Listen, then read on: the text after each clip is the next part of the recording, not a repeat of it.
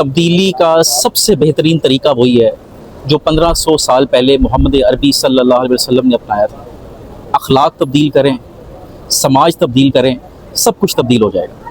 سب دوستوں کو ربیع الاول کا چاند مبارک ہو، ربیع الاول کا بابرکت مہینہ مبارک ہو، جس سہانی گھڑی چمکا طیبہ کا چاند، اس دل افروز سعد پہ لاکھوں سلام۔